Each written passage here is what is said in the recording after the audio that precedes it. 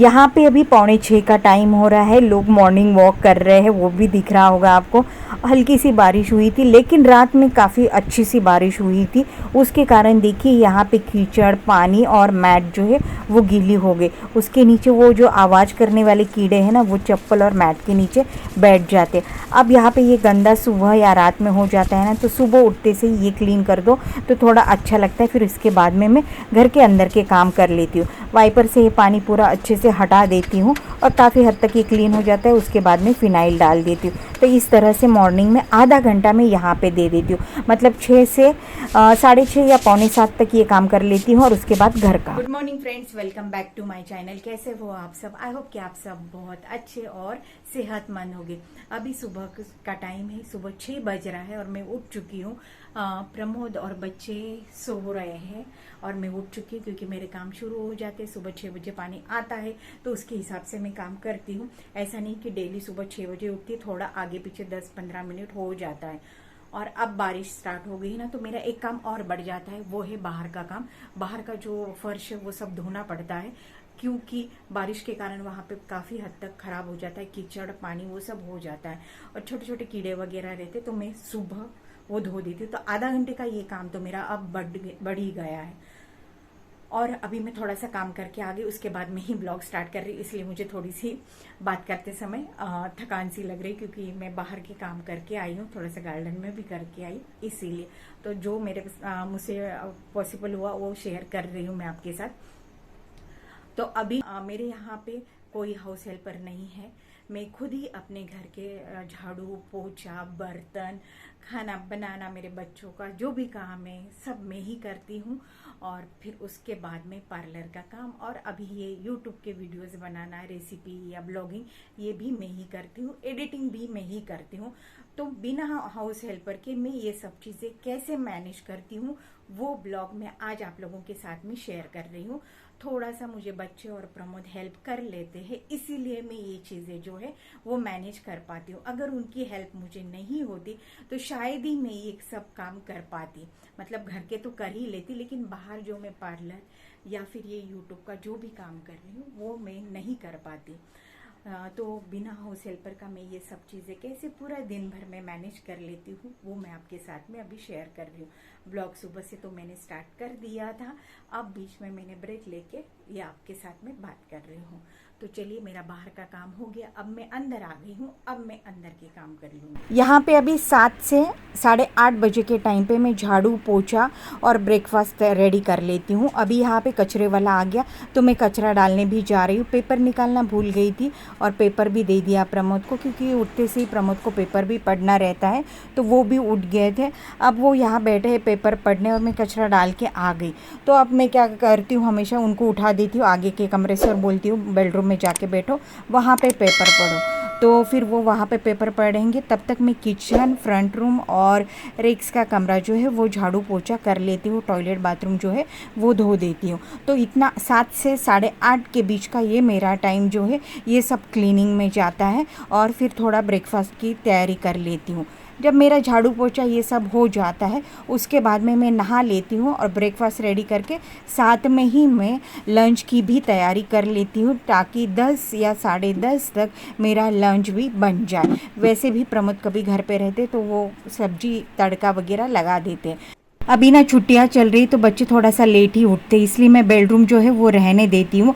उसको मैं दिन भर में कभी भी कर लेती हूँ, क्योंकि क्या होता है, बच्चे उठते हैं तो वो पहले बेड वगैरह साफ़ तो कर ही लेते, बस झाड़ू या पोछे का काम रहता है। तो कई बार जो ऐसी है वो झाड़ू भी लगा देती है या फिर पोछा भी लगा देती, नहीं करती है तो उस टाइम पर दिन भर में मैं कभी भी वो कमरे का काम कर लेती हूँ, जैसे मुझे टाइम मिलता है वैसे। ऐसा नहीं कि इसी के साथ वो भी हो जाए, क्योंकि क्या है, छुट्टियों का टाइम है और बच्चे बेचारे सो रहे, तो मुझे बिल्कुल अच्छा नहीं लगता कि उनको 7 या 8 बजे ही उठा के रखूँ। तो वो 9 बजे भी उठ जाते, 9:30 बजे भी उठ जाते, तो उस हिसाब से हम काम कर लेते। तो यहाँ पे एक साइड में मैंने पराठे बना दिए थे ब्रेकफास्ट के लिए, प्रमोद को पराठा दे दिया मैंने, और उसके साथ में जो मैंने लौंची बनाई थी वो भी दे दी है। अब मैं यहाँ पे दाल वगैरह बॉईल करके रख दे रही हूँ, और रख दे रही हूँ मतलब मैं गैस पे इसको चढ़ा के जा रही हूँ, ताकि मैं नहा के उतने में मेरी ये दाल बॉईल हो जाएगी और जो सब्जी सब्जी के लिए मैंने सब्जी जो कट करके रखी, मतलब मैं आज फल्ली बनाने वाली हूँ। फल्ली को मैंने रात को ही बैठे बैठे मतलब कट कर दिया था ताकि मैं सुबह जल्दी जल्दी ये काम कर लूँ। यहाँ पे देखिए साइड में दूध भी मेरा जो है वो नीचे आ गया था, मैंने ध्यान ही नहीं दिया। उस बीच में चाय बना रही थी तो दूध थोड़ा नीचे आ गया, तो ये और एक एक्स्ट्रा काम हो जाता है अपना कि अब वो भी साफ़ करना है। तो ये फल्ली मैंने रात में जब खाना वगैरह हो गया था ना, उस टाइम पे बैठे बैठे उसको साफ़ करके तोड़ के रख दी थी ताकि सुबह जो है ना हमारे काम है वो जल्दी हो जाते। रात में बैठे बैठे हम लोग थोड़ा सोच लेते कि कल क्या बनाना है। मैं बच्चों से भी पूछती, प्रमोद भी बताती कि कल क्या बनाना है लंच में या डिनर में, तो उसी हिसाब से मैं प्रिपेयर रहती हूँ ताकि सुबह जो काम है वो फटाफट हो जाए। देखिए फल्ली का मेरा ये जो तो कट करने का काम है सुबह का बच गया ना।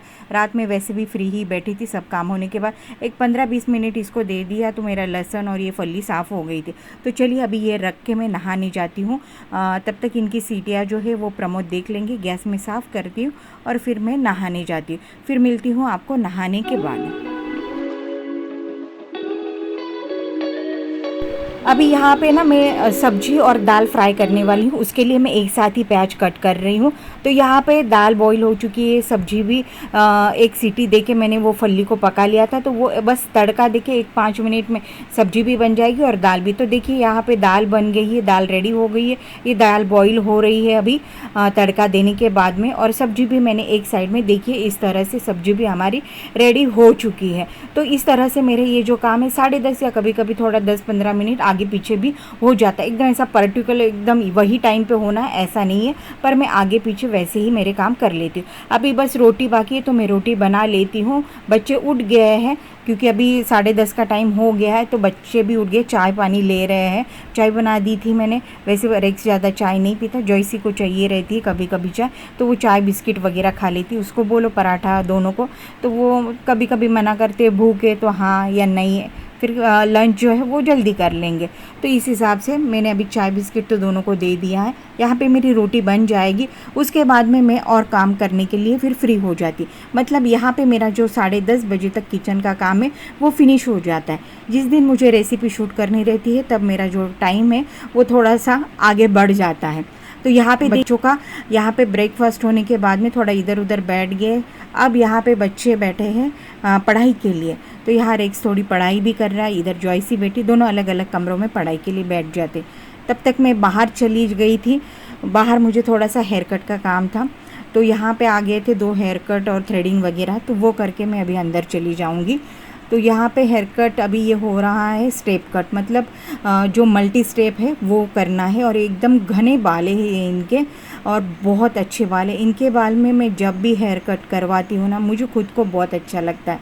तो आज मैंने उनसे पूछ ही लिया था कि आपके हेयर कट का मैं थोड़ा सा वीडियो बना लूँ क्या, तो उन्होंने हाँ बोल दिया था, क्योंकि उनका बाल बहुत अच्छा लगता है मुझे जब भी वो मल्टी स्टेप ही डालती है और वो मेरे ऊपर छोड़ देती है, आप भाभी आपके हिसाब से बना लो। तो देखिए इतना सुंदर उनका हेयर कट हो जाता है, उसको खुद को भी पसंद है, और वो जब भी हेयर कट करती है उसको कोई ना कोई पूछता ही है कि बहुत सुंदर लग रही है, ऐसा उसको कॉम्प्लीमेंट भी मिल जाता है।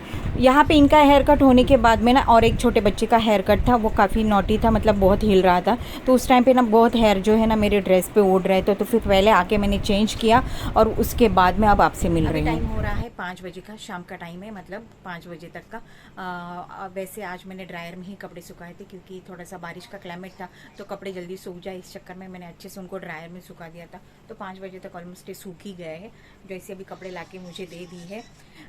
एक जन टीवी देख रहा है, आपको थोड़ा सा टीवी का आवाज़ भी आ रही होगी।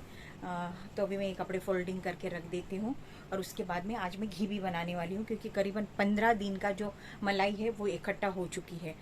तो उसी का मैं अभी घी बनाऊँगी, मिक्सी में बनाऊँगी। मैं हैंड ब्लेंडर वगैरह या फिर वो चम्मच से चलाते हैं ना उस टाइप से मैं घी नहीं बना रही, बस मिक्सी में, अक्सर मैं उसी में बनाती हूँ। तो वही घी मैं अभी बनाऊँगी। 2 से 4 घंटे पहले, अभी तो वैसे भी गर्मी है तो 1 घंटा पहले भी उसको निकाल के रख देंगे ना तो भी वो हो जाएगा। तो चलिए अभी ये होने के बाद में मैं झाड़ू वगैरह कर लेती हूँ और फिर जाती हूँ मैं घी बनाने।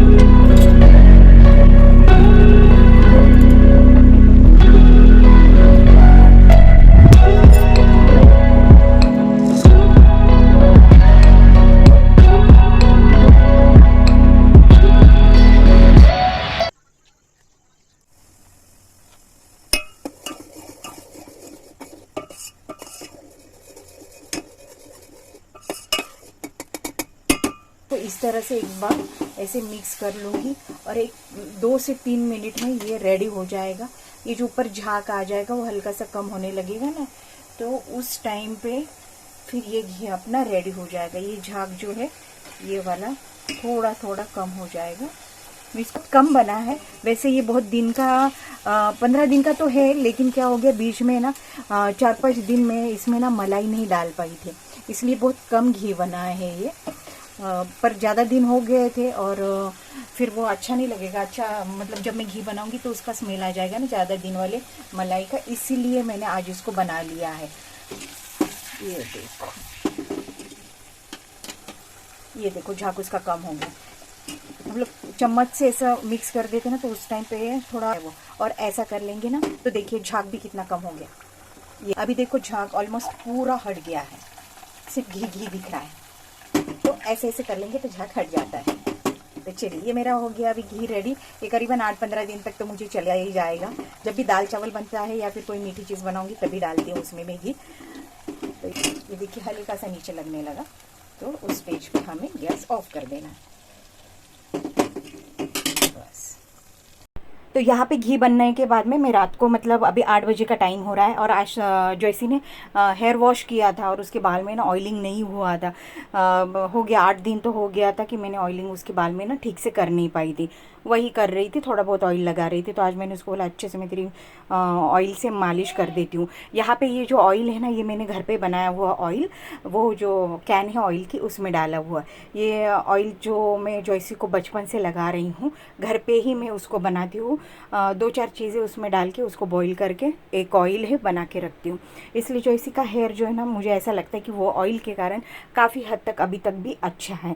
तो चलिए यहाँ पे इसके बाल में मैं इस तरह से ऑयलिंग कर देती हूँ और मैं ना उसके बालों में ना लास्ट तक जो पॉइंट है ना ये वहाँ तक ऑयल करती हूँ ताकि उसके जो स्प्लिटेंस है ना बालों में कभी नहीं दिखता। उसका बाल हमेशा एकदम लास्ट तक, फर्स्ट टू लास्ट तक एकदम इक्वल और बिल्कुल भी ऐसा रूखा रूखा बाल लगता है ना वैसा बिल्कुल नहीं दिखता।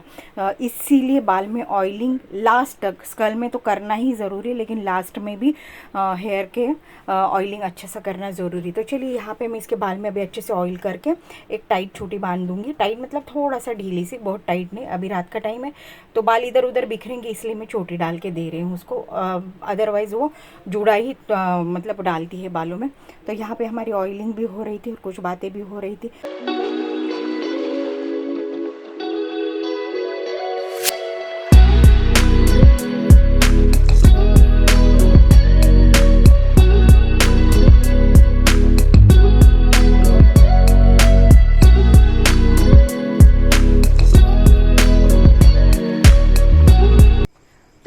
आज का मेरा ये ब्लॉग सुबह 6 बजे से स्टार्ट हो गया था और अभी टाइम हो रहा है रात के 11:30 तक बज चुके हैं।